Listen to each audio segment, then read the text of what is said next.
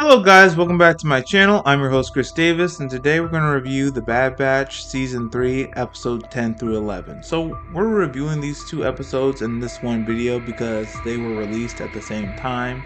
I do want you to know that I'm going to review X-Men 97 Episode 8 tomorrow, and my plan for the next couple of weeks is to, after I'm done reviewing X-Men 97, Episode 8, I'm going to review the rest of the Bad Batch episodes for the next couple of weeks. And by then, X-Men 97 will wrap up, and then we can just review episodes 9 and 10 of X-Men 97. So, the series finale of the Bad Batch has already been wrapped up. I've already seen like the rest of the episodes. I just haven't been reviewing them for you all, because I was trying to catch up on X-Men 97 and I was reviewing Boruto, but we're going to review some Star Wars content next couple weeks. So plan is today 10 through 11, tomorrow X-Men 97 episode 8, and then next couple weeks we're going to do the rest of the Bad Batch. And then when X-Men 97 like 9 and 10 are out, which I think is going to be like in 2 weeks. So next week, 97, episode 9. The week after that, the season finale, episode 10. And when those two come out, then I'll review those two episodes together. Alright, with that being said, let's start with the review right now. So the Bad Batch season 10, oh, it's not season 10, season 3, episode 10. So this episode starts off with a mom and her child, and they're in the marketplace. The child knocks over some objects with a force. A jerk reports them, and when the mom and the child, they're in their home, we see Cad Bane show up. He stuns the mom and he takes the child away from the mom. This was a very hard scene to watch. Because the Empire is literally taking a baby away from his mother, and like the Empire, they don't have any morals, and you are very angry at the person who reported them. We then transition into Emery, Dr. Carr. She's talking to Hemlocks, saying that the progress in the lab has stalled since Nala Se has been confined. And Hemlock replies that Nala Se just can't be trusted. And then Emery says, hey, do you trust me? If you give me more clearance, we can make more progress. And then Hemlock agrees to make her the new chief scientist, and he takes Emery to the vault. In the vault, Emery is shocked. She sees children, and as she's interacting with them, Hemlock has to tell her to limit her interactions with the children, that for her not to develop any personal attachments to them. They are just specimens for them to experiment on. They're not children. Like, they don't even call them by their like first name. They call them by their like science name, SP whatever number. Emery has some serious issues with this. There's even like a time where a kid tries to escape, but his escape attempt is stopped, and he's put in self-isolation for like 2 days. They say 2 rotations, but I think that's the equivalent of 2 days. I could be wrong with my Star Wars time conversion. But I believe it was 2 days. And Emery has some serious issues with this. She turns to Nala Se about how she was able to deal with this, and Nala Se basically tells Emery that she did the best she could for the children to comfort them. But since she's not chief scientist anymore, the children are going to look to her. And we see with Emery that this is a huge ethics thing for her. It's one thing to experiment on full adult clones, because that's what was happening on Camino. But to do it on children, it's just the Empire running over a line with her. We then see Governor Tarkin. He summons Hemlock, tells Hemlock that his research is taking a significant financial toll on the Empire, and he asks Hemlock how can he help move it along. Hemlock says that all he requires is the funding. This is a personal interest to the Emperor, and Tarkin tries to dig in and see like what is it, and then Tarkin says that it's classified, but the cost is worth it. And Tarkin says, hey, it better be, otherwise it won't go well for your research or for you. And then that's when Hemlock summons his shadow operative, asks him an update about, hey, where is Omega? And we see the shadow operative say that he's been interrogating in Trandoshan and about a pirate that the Bad Batch have been interacting with.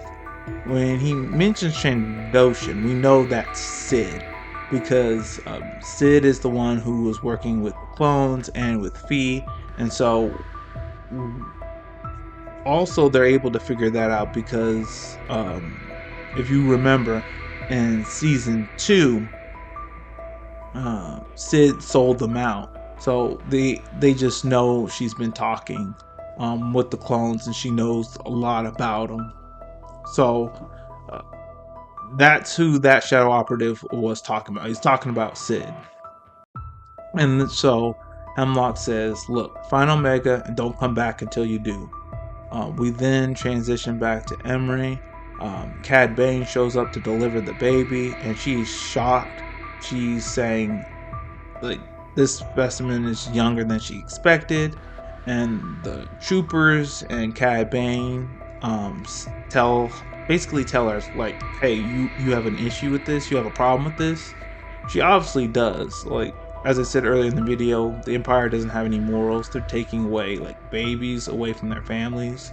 Children was bad enough, but you're gonna take a baby. Anyway, they take the baby to the vault.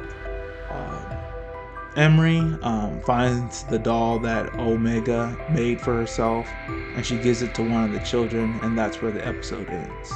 So that was episode 10. Then we transition to episode 11. The shadow operative locates Fee. Fee's stopping at some like space gas station, and while she's away from her ship and it's being fueled up, the shadow operative sneaks into her ship, gets the coordinates where Omega is from her nav computer, and then he sneaks off and he calls one of Hemlock's soldiers saying that he's found the location of where Omega is and he's going to do reconnaissance. And he sends them the location. He heads towards where Omega and the rest of the clones are. We then transition to Omega and the rest of the clones. They're getting ready to leave the island, the planet. They're taking Ventress's advice seriously about how they're not completely safe at that island, or that planet for that matter, and they're getting ready to leave. Omega is leaving behind a memento for the Islanders to remember them by. It's Tech's goggles. So I'm gonna spoil something, okay? So here's the spoiler, like the series finale of the Bad Batch has already happened. Tech doesn't return. Tech is permanently gone. So Omega is leaving behind Tech's goggles, and they're getting ready to leave. However, before they do, the shadow operative shows up on the island, and this is where the chaos it begins. He locates each location where the Bad Batch is, including Omega, and then he blows up the Bad Batch's ship so they can't get away. The Empire starts coming down, and they start searching people's homes and arresting people. When the mayor confronts the shadow operative tells him that he hasn't done anything yet, but if he doesn't turn over Omega, it's going to get worse. Omega sees that the people are suffering because the Empire is looking for her, and she tells Crosshair that she's going to turn herself in order to save these people. Crosshair says that this idea is crazy, that if she does, she'll be taken back to Tantiss. Omega chimes in and says that's exactly what she wants, because that way they can locate where Tantiss is and free the clones. And Omega says that she'll put her comm on her and they can follow her that way. Omega Crosshair says that's too obvious, they'll find it. And then Omega says you can put a secondary tracker on the ship before they take off. And Crosshair says that won't work either, too many unknown variables. And then Omega says we have to try this is all we have. So Omega turns herself in. She tries to hide her comm so Crosshair and the others could follow her, but like Crosshair predicted, they were able to find the comm on her. So they try to go with their second plan, with Crosshair shooting a secondary tracker on the ship. However, plan is foiled when he has to fend off some stormtroopers that spot him. When he defeats them, he tries to shoot the secondary tracker onto the shadow operative ship. However, he misses and the ship takes off, and Hunter, Wrecker, and Crosshair have to look for Omega again. They have to find Tantiss without a tracker. So that's where episode 11 ends off. So overall, 2 really good episodes. We have Dr. Carr, Emery beginning to turn on Hemlock, and we see that Hemlock has recovered Omega, and the rest of the Bad Batch have to find Tantiss without a tracker on Omega or the Shadow Operative ship. So overall, 2 really good episodes. So that's all we have for today. If you liked what I had to share, please hit the like button, hit subscribe. Share this video with all your friends, and all of you have a great day.